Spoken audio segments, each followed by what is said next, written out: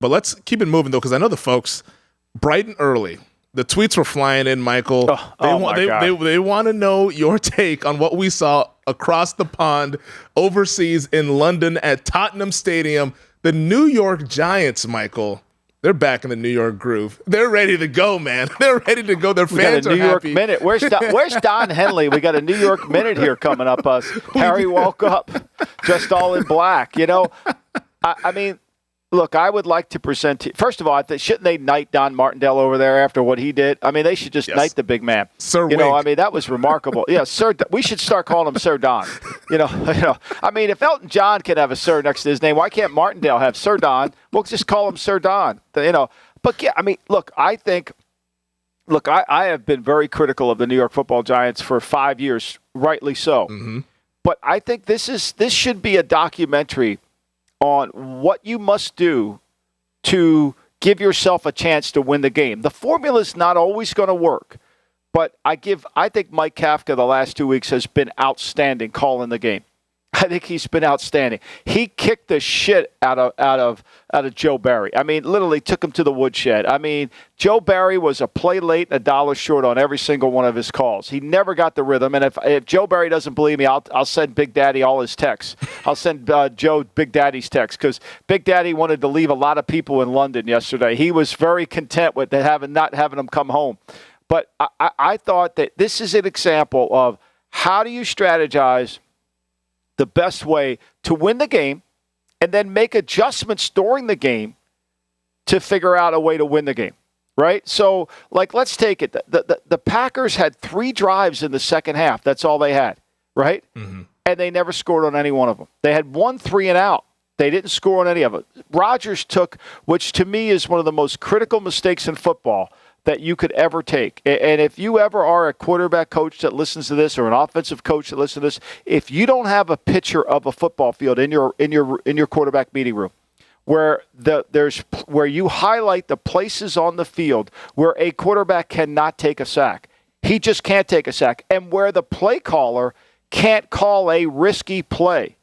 Okay, if we get sacked here, we're out of field goal range, right? So I know it's 3rd and 17, but I mean, right now, if we get 7, we're going to get 3. What's wrong with? I know people don't like 3 points. I understand that, but if we get that, but that's what happens. And all the Giants did was hung around. They're down 17-3.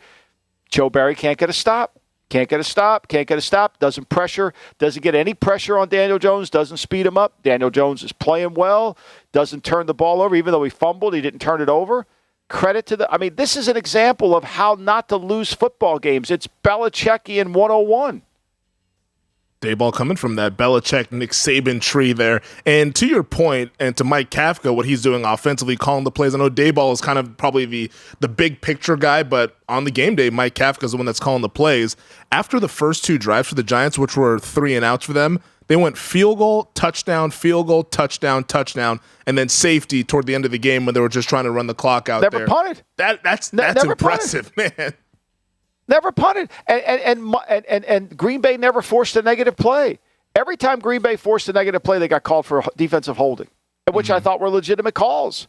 I mean, at some point, aren't you on the sideline saying, look, we got to disrupt this thing now. We're going to have to force this guy to get the ball out of his hands pretty quick. We got to heat this guy up. I mean, he played really well. I mean, he threw the ball. What did they have? They had 52 rushes and completions. Think about this. Okay, rushes and completions, you know how I feel about those. Mm-hmm. And they only had 6 incomplete passes. 6 incomplete passes. Meanwhile, my man over there, as Big Daddy would call him, LaFuck, he's got 45 rushes incomplete. He's got 14 incomplete passes, right?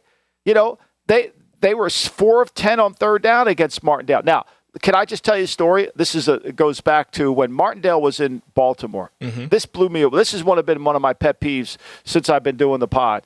Is Martindale's coaching in Baltimore against LaFleur, who's the offensive coordinator in Tennessee. And I think they were 0 for 11 on 3rd down against the Baltimore Ravens that day.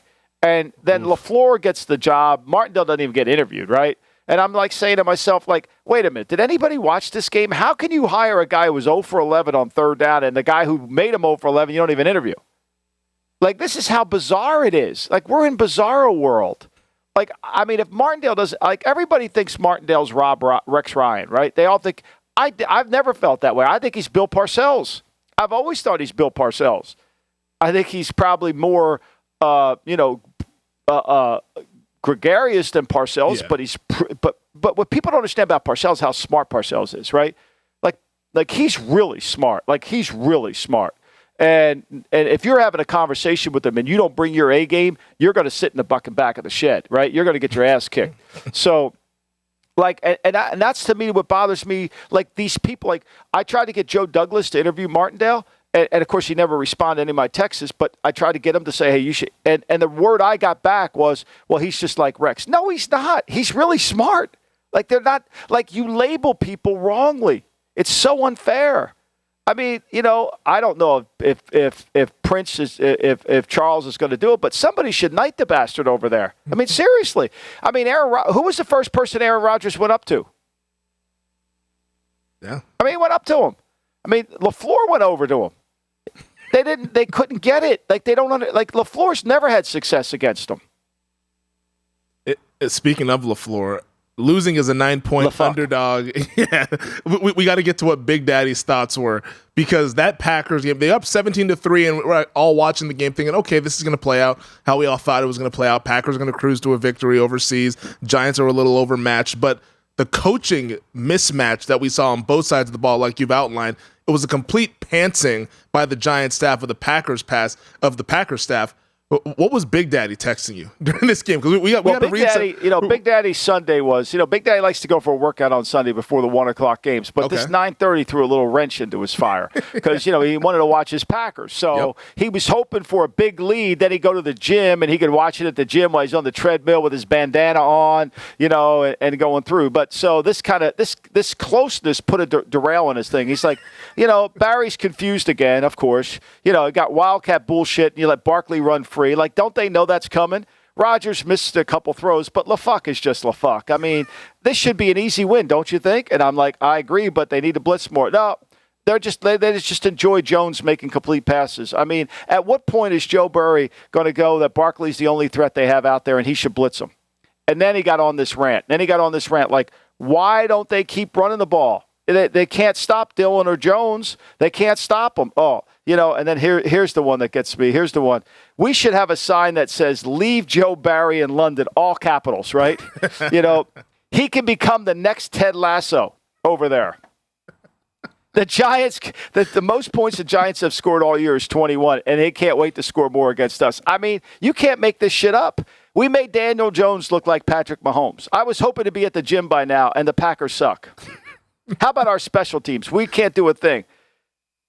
Here's the thing. Wink's game plan was to disrupt Rodgers, dare Green Bay to run the ball, and LaFuck couldn't make any adjustments. Giants couldn't stop Jones, and they continue to force the passing game. I don't get it. This is when he gets me the best. This is when he's at his finest, right? So then he goes back. This is when he goes back into the drafts. He kind of ties everything back to the draft. He loves to do this, right? Savage is regressing. Stokes is another blown first-round pick. Traded up for Savage. We let Hyde go. That's a brilliant fucking move. Oh, we had HaHa was supposed to be the replacement for Hyde, a safety who doesn't like to hit anybody. Now he's out of the league. I mean, you can't make it up. I'm reading it. I'm not making it up. Clinton Dix is catching strays on the I was having a nice Sunday somewhere. He catches strays from Big Daddy. He's like, what did I do, man? I've been out the league a couple of years. So good, right? Big Daddy. I'm sure he's not the only Packer fan that feels that way, as they have some serious problems with that team now, 3-2 on the season. Maybe they'll get it corrected. They got another New York team. This time it's going to be over at Lambeau with the Jets coming up this weekend. Thanks for watching the GM Shuffle with Michael Lombardi. And for more videos like this, make sure to subscribe to VSiN Live and the GM Shuffle podcast with Michael Lombardi, presented by DraftKings and VSiN, wherever you get your podcasts.